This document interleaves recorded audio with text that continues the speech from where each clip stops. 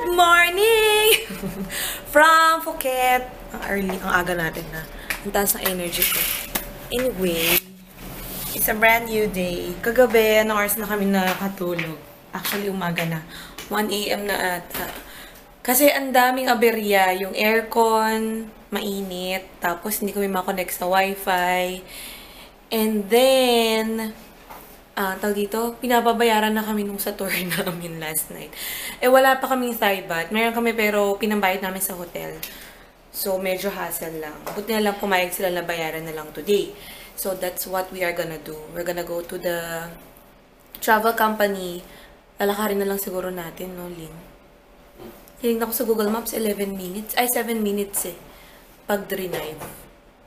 Paano kaya pag nilakad? Yun, we're gonna go there and then we're gonna find food dahil wala kaming free breakfast dito. Hindi ako nag-avail. So, we're gonna walk around the Phuket area. Ay, the Patong Beach area. And then, ano pa bang gagawin namin?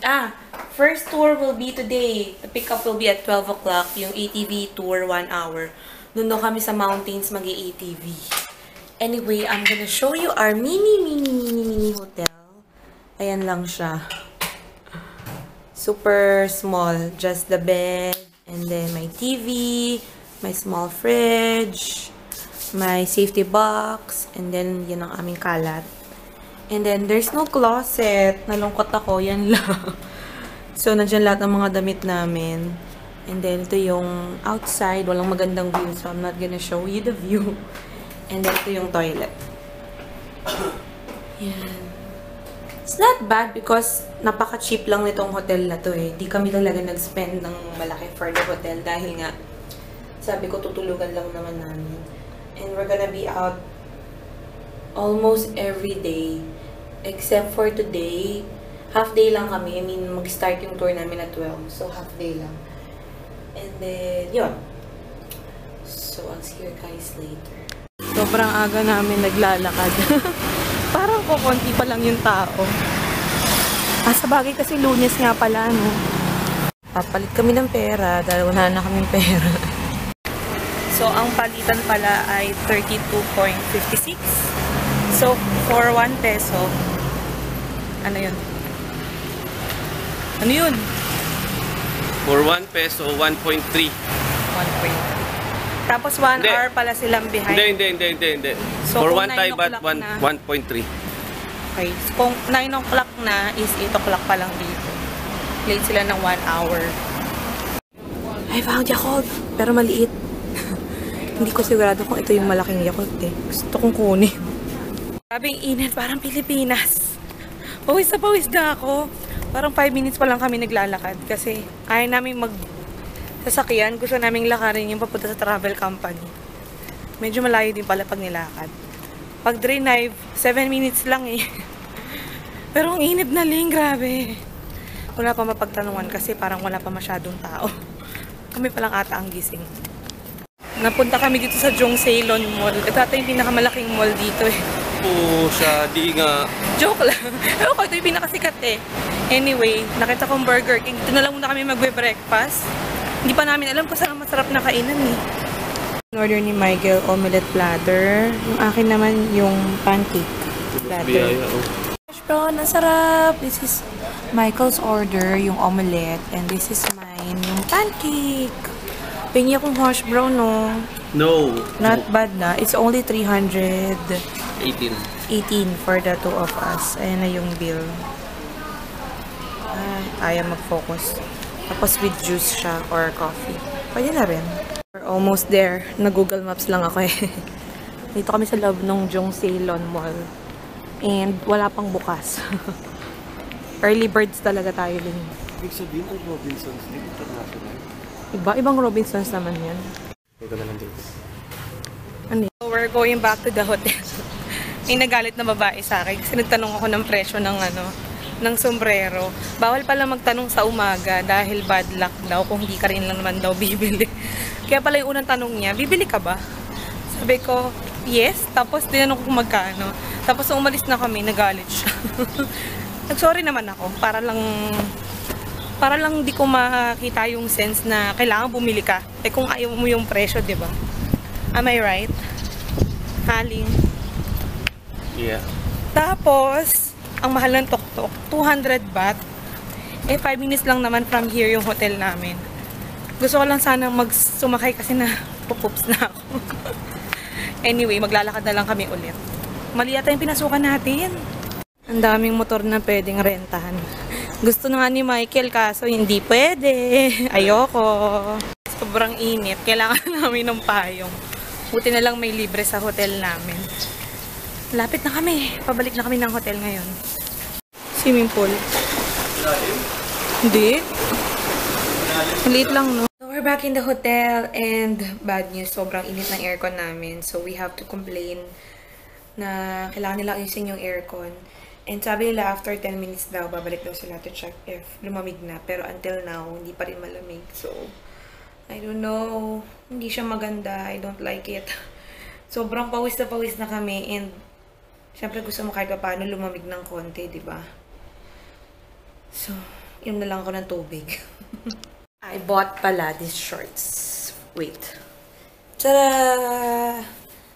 Nakalagay, Phuket, Thailand. I think it's a boxing short. Pero kasi wala akong shorts na ipapartner for my rash guard. Just in case na sabihin nila na mag-rash guard na lang. Because the day after tomorrow, we're gonna go to Phi Island. So, I don't know if they will require us to wear rash guard kasi it's gonna be very, very hot. So, just in case, bumili na ako ng shorts na to. And I like how it fits kasi sakto lang sa ano ko. Hindi ba yung parang fit na yung kita na yung halos yung bilbil mo lumuluwa na. So, pinalipat na lang kami ng kwarto. Kasi sobrang init talaga sa kwarto namin. In fairness, medyo mas malamig naman. Yan yung aircon. Same aircon, pero ewan ko ba't mas malakas to ng konti. And medyo iba lang yung CR niya. Hindi na siya glass door dito. Shower curtain na lang. And ano pa ba yung naiba? Wala na tayong headboard. Kasi yung sa kwarto namin kanina may magandang headboard dito na pwedeng lagyan ng gamit. Pero mayroon na kaming side desk. Diba? Yan lang yung difference. Pero yung sa lamig, importante, hindi na kami naiinitan. And the view, at least meron na kaming konting view. Oh, diba? May bundok na. That is Phuket. For lunch, I'm having pad thai. For me, I'm having fried rice with chicken. And that's my angry wife right there. She don't want to take video of my food because she's so angry. See? Because I messed up a while ago. I'm so sorry. This is what I'm eating. And it's so tasty. Very nice. How about yours?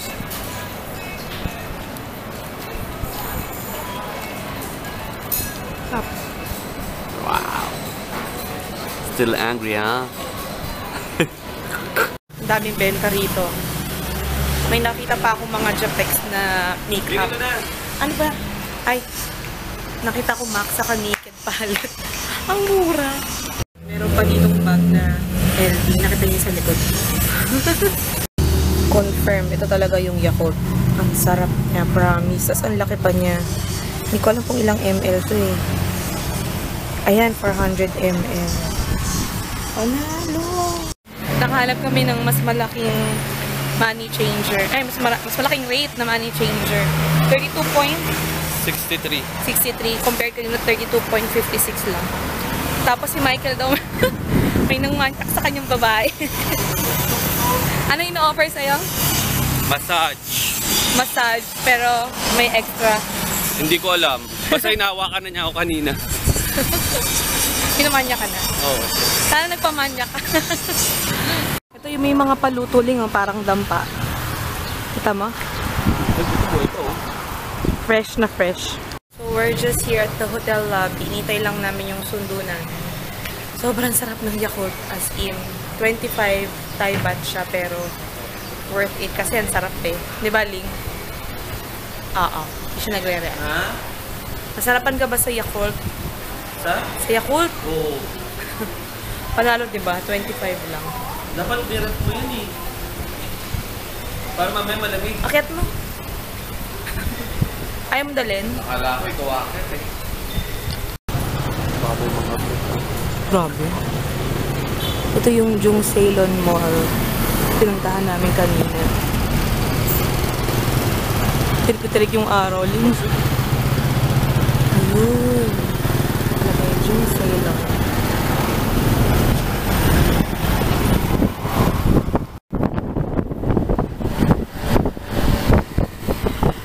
Parang Pinas lang.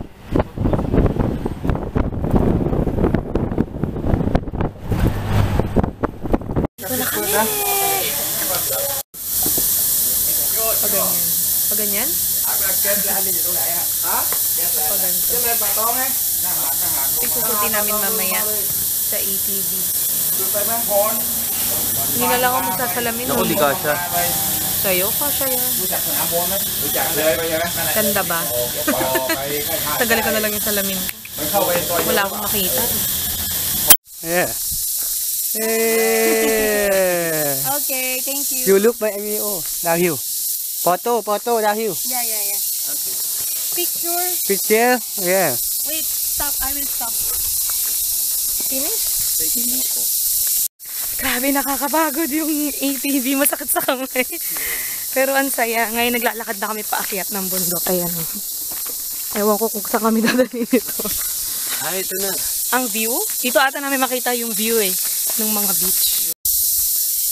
Nakakatakot no? Pero the view is here. Okay.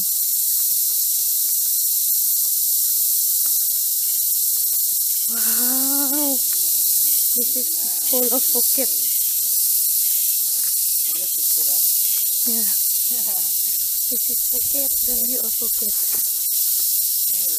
Salong Bay. Okay. And Phuket Town. And Phuket Town. Where's the Patong Beach over there? Patong Bay Dahil. Ah, okay. Other side. Backside. Yeah, left side. And PP Island. Long.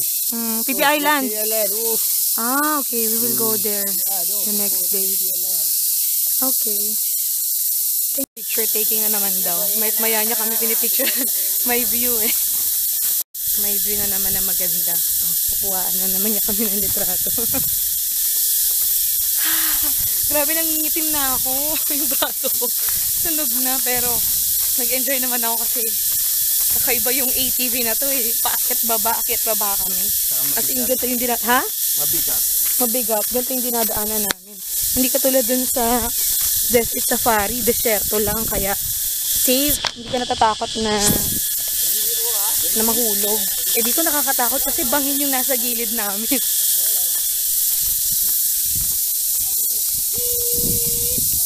Ang ganda ng view. So we're finally done with ATV, ano ba to? Adventure on Tour. ATV by the seaside pala yun. Kasi may view siya ng sea. Nakakatakot siya. As in, tinan mo, ayan sila. Nahihirapan nga sila mga girls. Gaya din ako, may partner ako dahil hindi ko kaya. Nakakatakot! Actually, second time na namin ni Michael to, no? Nung una, desert safari lang, pero mas nakakatakot to kasi hindi siya... Hindi pantay yung gulong. Hindi Hindi bilog. Hindi kasi bato-bato yung dinadaanan niya. Tapos Hindi, akyat, hindi baba, talaga. akyat, baba. Tapos bangin pa. Tapos kinikwento niya sa akin, sabi niya, alam mo ba dati? Sabi niya, China. Sabi niya, gumilid daw sa may bangin. Woo! Nahulog na. Kaya siya sabi niya sa'yo, gilid, gawa ganun siya.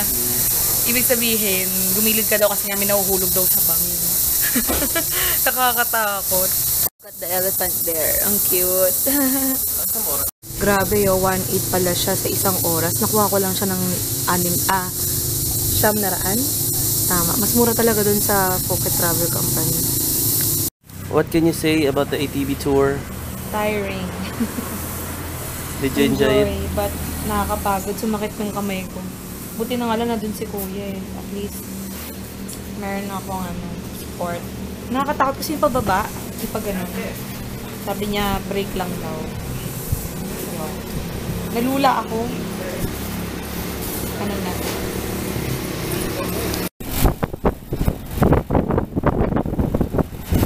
Grabe, tayo nag-drive kanina, di ba? Sa Kata Shooting Range. Hindi kami mamamaril. Magpapapicture lang kami kasi ang ganda ng view dito eh. I'll show you guys. Ayan!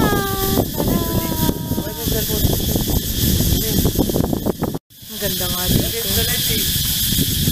Pabalik na kami ng hotel. So, maligo muna tayo. Sobrang lagit ng pakiramdam namin. Maligo muna kami, tapos mamaya, pick upin kami ng around 7 PM para dun sa Simon Cabaret show. So, yun. Hindi ko alam kung anong kailangan suotin dun. Siguro hindi yata pwedeng ganito. Kasi parang theater ba? Hindi naman theater, pero medyo informal din naman na show. Pero kailangan siguro medyo presentable naman na itsura. Hindi yung ganito na parang ano lang, para magsiswimming lang. Anyway, nandito kami sa... Ano ba tawag sila itong sakyan? Papa's car. Parang lang siyang jeep na maliit. Ayan. Yung gustong bilhin ni Papa. na D-Max. Kami na yung huling idadrop sa hotel eh. Bumaba na yung mga kasama namin. Ayan na ang mga bida sa palabas. Grabe, ang gaganda nila. Ang gaganda. Tunay na babae. Oh my God, ang gaganda. Ano namin yung tickets namin. Ano?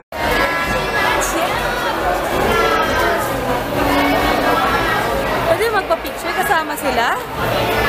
Sama ka dun. Ayoko! Sige na. Ayoko, ikaw na lang. Ayoko! Halika na.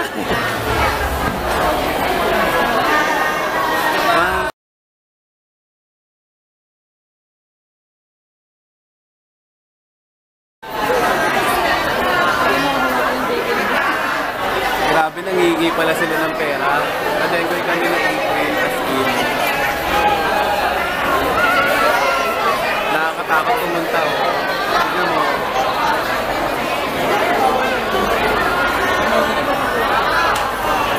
Wala, nakakatakot eh. Siyempre.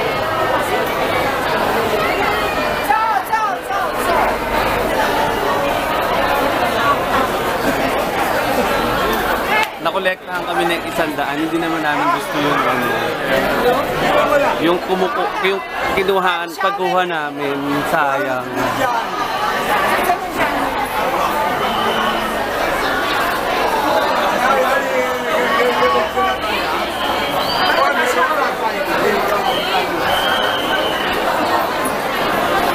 Natakot ako kanina, nagpakuha pa kami doon. Di pala Ayun may pala bayad. Binigyan kami ng 200. Binigyan namin 100 lang. Ito kasi si Michael, nung hinila siya, nagpa-picture na lang bigla. Sayang dapat pala doon na lang sa gusto namin babae. Maganda. Pero ang ganda ng show. Sobrang ganda ng show. Oo nga. Ayan sila. Ayan, huwag kayong lalapit dahil singilin nila kayo. So, uy, pauwi na kami. Ha? Nagtitiyo ng babae. Oo nga. Buhay na buhay ang mga kalsada dahil yung mga bar open. Saan tayo pupunta ngayon? Maghahalap kami ng makakainan.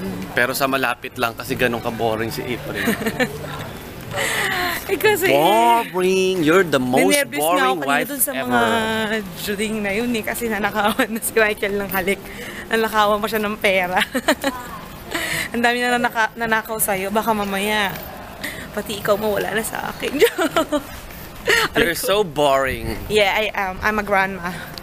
So this is what Phuket looks like at night. Parang aga nilang mag-closing. Although may mga open pa, pero alam mo yun, parang ang tahimik na. Mga kabayan yung kumakanta, ang galing ng boses. Na?